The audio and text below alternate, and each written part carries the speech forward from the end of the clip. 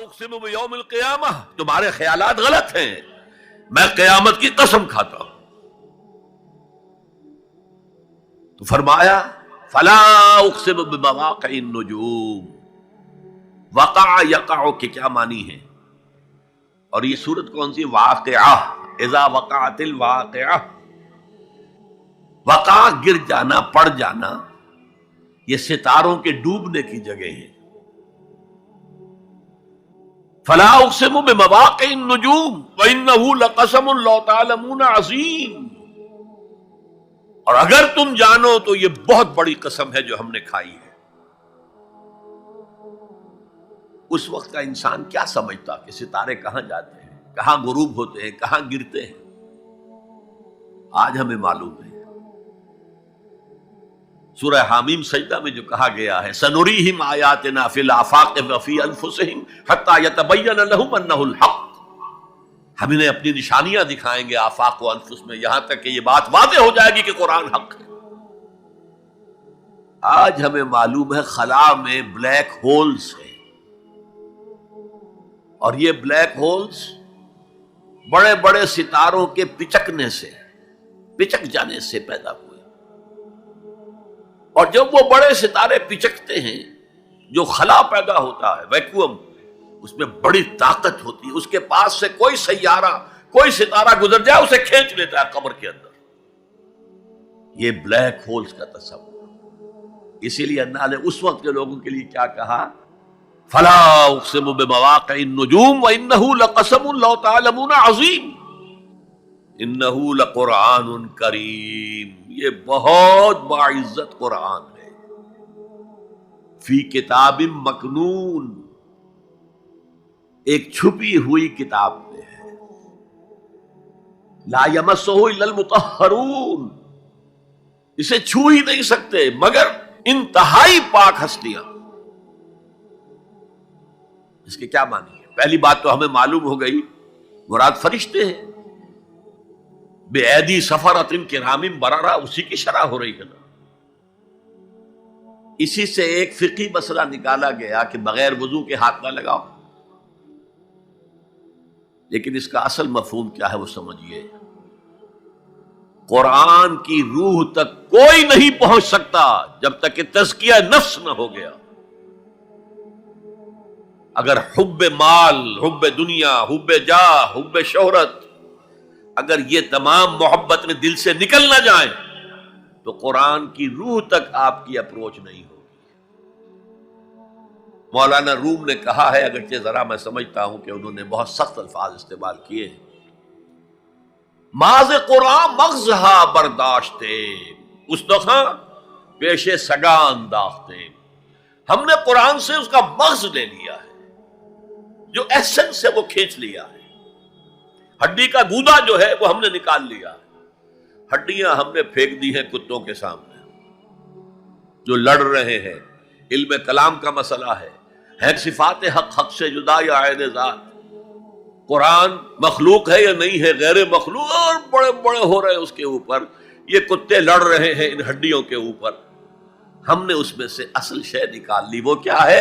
اللہ کی محبت، اللہ کی معرفت، یہ ہے اصل شے۔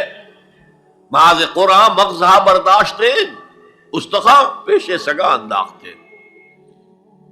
تو جب تک انسان کا باطن پاک نہ ہو جائے وہ قرآن کے چھلکوں سے کھیلتا رہے گا، چاہے وہ کہنے کو مفسر ہو، قرآن کے باطن تک کبھی نہیں پہنچے گا۔ فی کتاب مکنون لا یمسہ الا المطہرون تنزیل من رب العالمین، یہ تھوڑا تھوڑا کر کے اتارا گیا ہے رب العالمین کی طرف سے۔ انزال کے معنی ہے دفعتاً اتار دینا۔ لیلۃ القدر میں آیا انا انزلناہ فی لیلۃ القدر، رمضان کے بارے میں شہر رمضان الذی انزل فیہ القرآن، باب افعال، لیکن حضور پر ایک دم نہیں اترا، تھوڑا تھوڑا تھوڑا تھوڑا 23 برس میں جا کر اس کی تکمیل ہوئی۔ اب دیکھیے جو شکوہ کیا اللہ نے، کیا اس جیسی نعمت سے تم مداہنت کر رہے ہو، بے اعتنائی کر رہے ہو؟ اسے پڑھتے نہیں ہو، اسے سمجھتے نہیں ہو، اس پر عمل نہیں کرتے، اسے اپنا امام نہیں بناتے، تمہارا طرز عمل یہ ہے، بلکہ تم نے اپنا نصیب یہ بنا لیا ہے کہ تم اسے جھٹلا رہے ہو۔ غور کیجئے، جھٹلانا جو ہے دو طرح کا ہے۔ ایک ہے زبان سے کہنا کہ یہ نہیں ہے، کوئی اللہ کا کلام نہیں ہے، یہ قرآن وغیرہ جھوٹ، سب اساطیر الاولین ہے، یہ محمد نے گھڑ لیا ہے وغیرہ وغیرہ، جھٹلانا ہو گیا۔ ایک جھٹلانا ہے عمل سے جھٹلانا، مان تو لیا اللہ کا کلام ہے لیکن اس کی حرام کردہ شے کو اپنے لیے حلال کیا ہوا۔ حدیث نبوی ہے، ما آمن بالقرآن من استحل محارمہ، اس شخص کا قرآن پر کوئی ایمان نہیں ہے جو اس کی حرام کردہ چیز کو اپنے لیے حلال ٹھہرا دے۔ اس اعتبار سے غور کیجئے، اور اس کی مثال بھی دی ہوئی ہے سورہ جمعہ میں،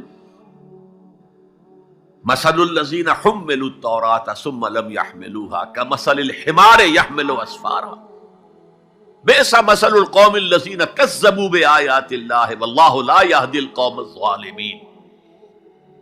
مثال ان لوگوں کی جو حامل تورات بنائے گئے تھے اور پھر انہوں نے اس کی ذمہ داری کو ادا نہیں کیا، اسے قائم نہیں کیا، اس کے احکام پر عمل نہیں کیا۔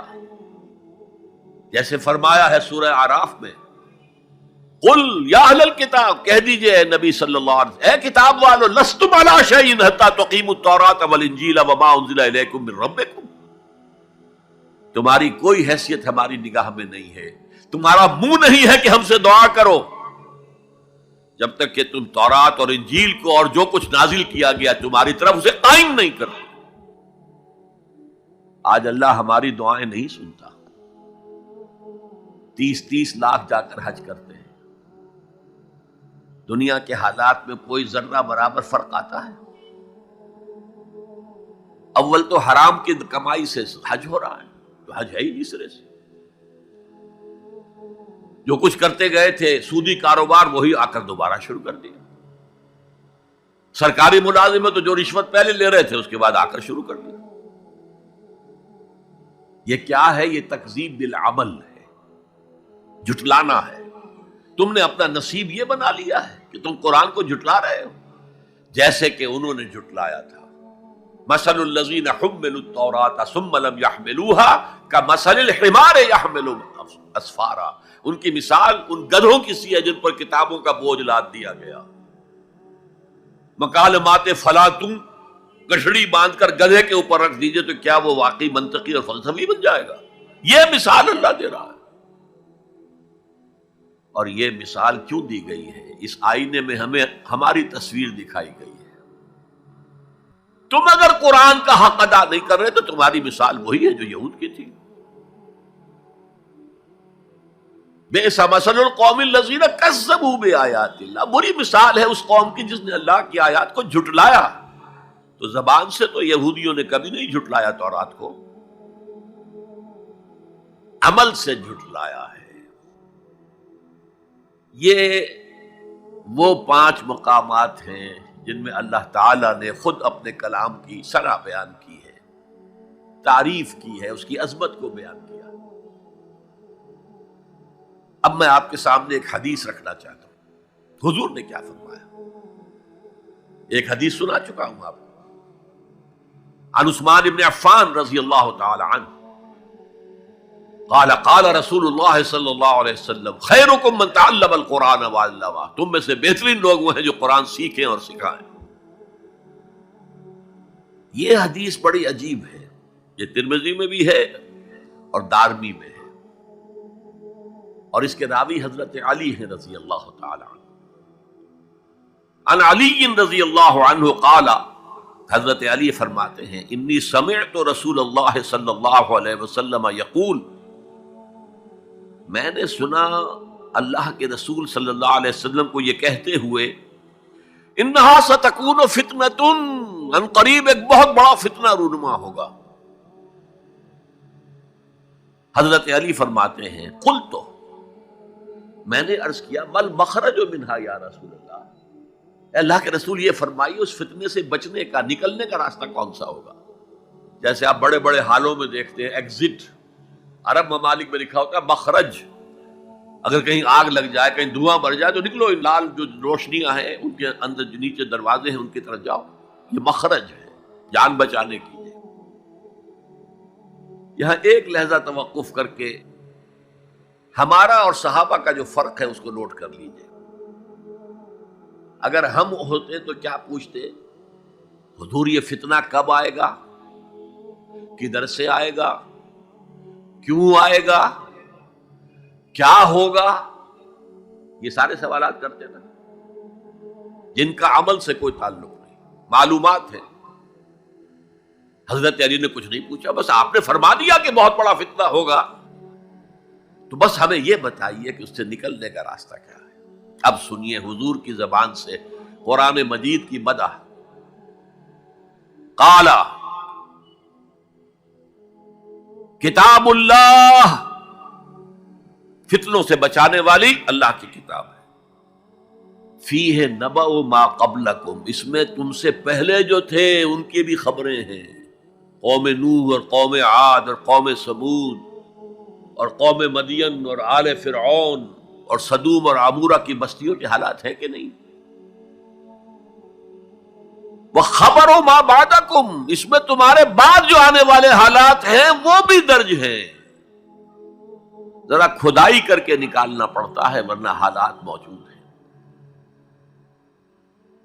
ایک اوپر کی چیز ہے، سامنے کی چیز ہے، ایک ذرا اندر سے کھدائی کر کے، لیکن یہ کہ حضور فرما رہے ہیں خبرو ما بعدکم وحکم ما بینکم، اور جو بھی اختلافات تمہارے درمیان ہوں گے ان کا فیصلہ بھی اس کتاب میں موجود ہے۔ کاش کہ ہم اپنے مذہبی اختلافات کو رفع کرنے کے لیے قرآن کی طرف رجوع کریں، جو حبل اللہ ہے، واعتصموا بحبل اللہ جميعا ولا تفرقوا۔